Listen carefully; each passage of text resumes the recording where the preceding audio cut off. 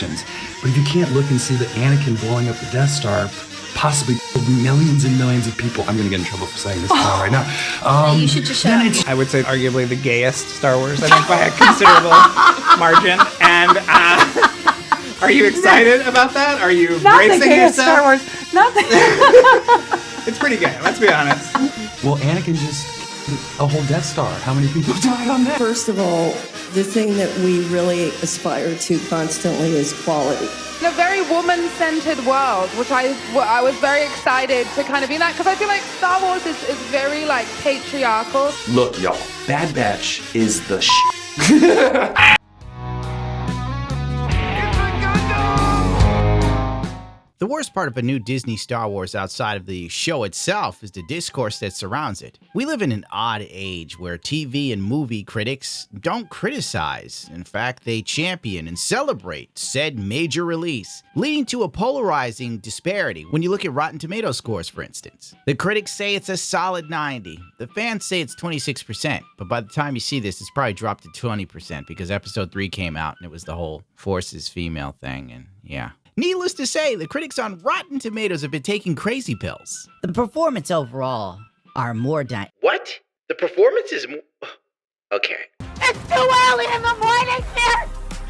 This is too early! The performances overall are more dynamic. The writing more engaging than usual for Disney+, which keeps the series from dragging like its predecessors. The performances overall are more dynamic, she says. For God's sakes, the dude from Squid Games learned English to play this role, meaning that his command of the language is tenuous at best, which is why he always looks like he's confused as the president whenever he delivers his lines. When diversity gets retarded. While the Acolyte is mostly able to skirt by given how well its casting sells the emotional context of each scene, the degrees of narrative withholding Headland is attempting here threatens to undermine a lot of this otherwise strong character work. This is a positive review? Yes, when Carrie-Anne Moss was in the show for a whole 5 minutes before she died to a pocket knife, she really sold the experience by standing in silence the whole time before collapsing to the floor. She must have had a flashback to The Matrix Reloaded, where she also picked up a fat check to star in a pile of shit. And she probably thought to herself, I really need to fire my agent. You and me both, honey. The Acolyte is a new era for live-action Star Wars that presents a challenge for audiences to invest in, but this is old-school Star Wars, action-packed, full of unique and intriguing characters. Most of you watching are gonna go, the f*** is that? That's what you deserve. This is who I am. A clown! It's a new era for Star Wars, all right. One where people don't care and Disney can't make money. It's a challenge to any audience with an IQ over 70 to get invested, so he isn't wrong there. A promising, if flawed, entry. Mel's checked in clear. The show refreshes the franchise by remixing some of the film's more potent archetypes while remaining accessible to neophytes. Lily, you are verbally dexterous, but Zoomers don't care about this show, nor do you. The critics on the internet were so far out of touch that a journalist on Forbes wrote a disillusioned article titled, The critics must be crazy. The Acolyte is just another mediocre Star Wars show. He also coined an amazing phrase that sums up Disney Star Wars perfectly, and I will be stealing it. And I quote, I've written about this before, and I'll say it again. Relentless mediocrity is what's killing Star Wars, and Marvel, and DC, and so much of pop culture. He's not wrong. Right now, these companies have these intellectual properties that are technically worth billions of dollars. But due to mismanagement and constant need for equity and inclusion, they're taking beloved franchises, stories, and mythology of Western culture that's already done for you, just adapt it, and then they bastardize and twist it, and wonder why it's not flying. Titties. Incorrect. He took the time to highlight some more amazingly out-of-touch publications' takes on the Acolyte. These people are either all about the message, or they're attempting to get on Disney's good sides in hopes that they'll, I don't know, probably get paid off to write some nice little articles. Who knows? No one can honestly look at Acolyte and say this is genuinely good. You'd have to be crazy. The Acolyte presents in its first few episodes a dashing adventure of mystery, action, impressive fight sequences, and a cat and mouse game that keeps you intrigued from one episode to the next. Showrunner Leslie Headland, best known for co-creator of the Netflix series Russian Dolls, breathes new life into Star Wars universe with the Acolyte. I feel like I could just vomit. Leslie Headland has created one of the best Star Wars series to date, making a character-driven revenge story over one relying on copious action scenes, lightsaber battles, or legacy characters to drive the series. Speaking of show publications, Inverse put out an article blaming fans, yet again, for the failure of another Star Wars series that's objectively bad. No one hates Star Wars more than those who claim to be Star Wars fans. Sure, the past few years have given the fandom plenty to critique. The sequel splintered the fan base beyond recognition, and Lucasfilm's efforts to expand the galaxy on the small screen have been mixed at best. And in some cases, the criticism is inevitable. The fans that now hate Star Wars, quotation marks, remember it for what it used to be. And those people are few and far between now. The older generations that were alive when Star Wars first came out have totally abandoned the franchise altogether. And the newer generations don't care. They'd rather, make TikTok videos about their pronouns and puppy and kitten self. You better come up with a cat, Jedi, quick! Stop him! The Acolyte is not the first Star Wars project to face the brunt of fan backlash, and it likely won't be the last. But the new live-action series is also one of the best additions to the galaxy far, far away in a long time. It embraces decades of nostalgia while also thinking critically on the franchise's legacy. It also might be the most diverse Star Wars yet, and while that's definitely a boon for marginalized fans, I'm a marginalized person, I guess, and I think The Acolyte sucks. Just because it's diverse doesn't mean it's good. The writing is bad, the acting is wooden, and none of this matters or is engaging. The show won't make it past one season before Disney will most likely willow it. Whether you know them as the Fandom Menace or a cluster of blue check marks on Twitter, it's impossible to escape their orbit. The same folks that review bomb the diverse swings like Marvel's The Eternals. Can you imagine how many lives this is going to be saving? What the fuck is a diverse swing? The Eternals was a bad movie.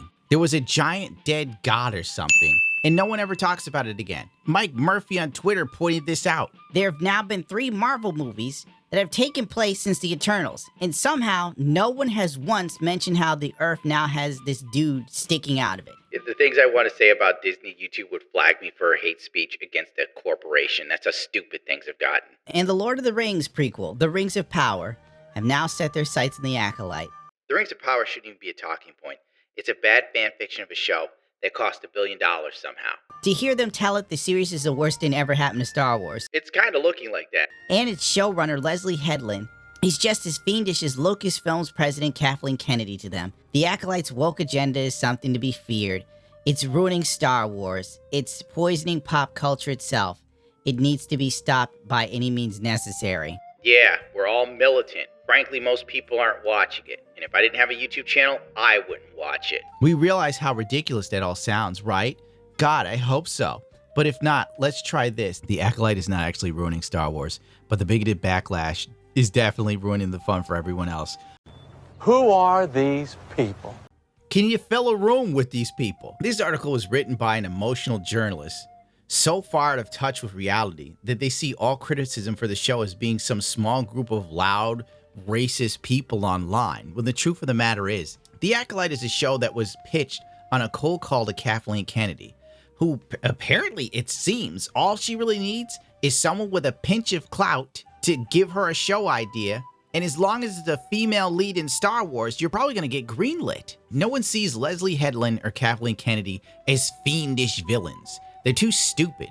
If anything, I would look at them both as Wile E. Coyotes with the blank checks for Acme products, which is kind of like a perfect allegory for the current state of Star Wars. They pump a lot of money into a product that just doesn't seem to work, and it only hurts them.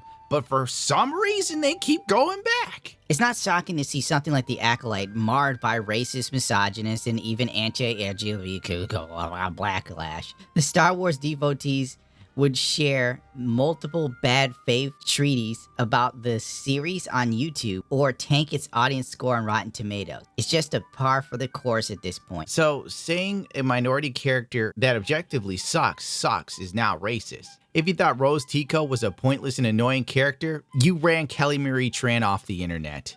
Notice how this doesn't talk about like the Raylo fans and how crazy they went for like a few years, literally stalking Adam Driver's wife. Nah, nobody needs to worry about them. It was the people who said Rose Tico suck we need to focus on. This is, after all, the same fandom that launched the consistent attacks against John Boyega, That's a lie. Kelly Marie Tran, That's a lie. and Daisy Ridley. Get out of here.